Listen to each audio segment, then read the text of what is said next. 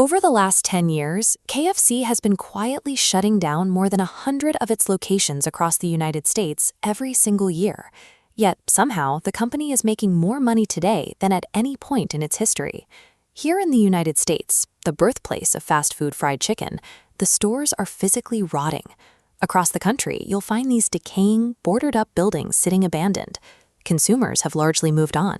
The chicken is widely considered greasy and dry, and KFC gets routinely beaten in sales and customer satisfaction by domestic rivals like Chick-fil-A and Popeyes. This chart tracks their global system sales against their U.S. store count. While the American footprint collapses, KFC's worldwide revenue has skyrocketed 36%, hitting a massive $31 billion. KFC has deprioritized the American market to focus on high-growth international regions. In this model, the domestic business serves primarily as a source of cash flow to fund expansion abroad. To understand how a restaurant can afford to let its own stores decay, you have to look at how hard it is to actually run one.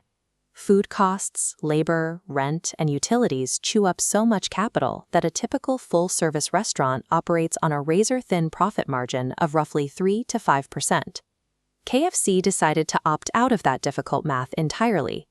They transitioned into what the industry calls a pure franchisor model, selling off 99% of all their physical stores worldwide to independent local operators.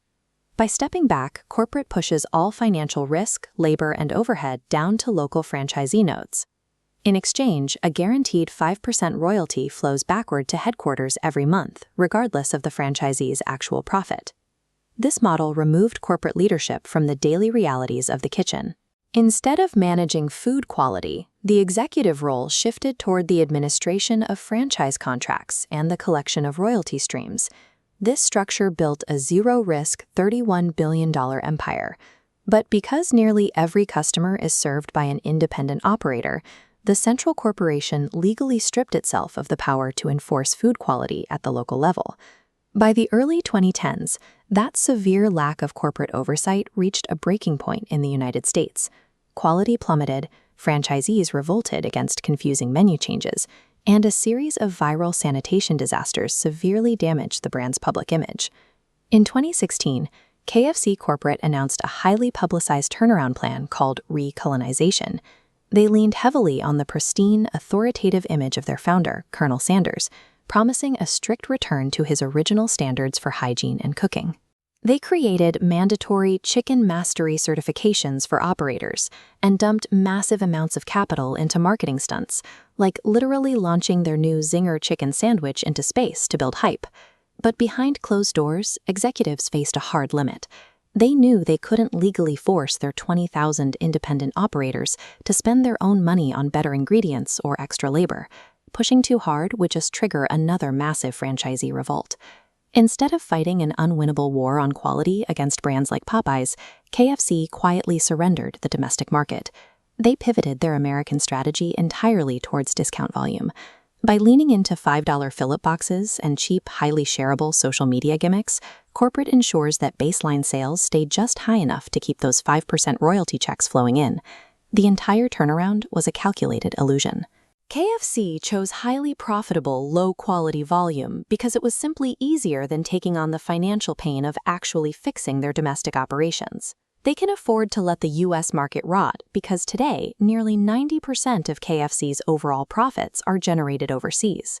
The company is executing a massive play in geographic arbitrage. They leverage their historical legacy to sell an image of American culture to consumers in emerging markets.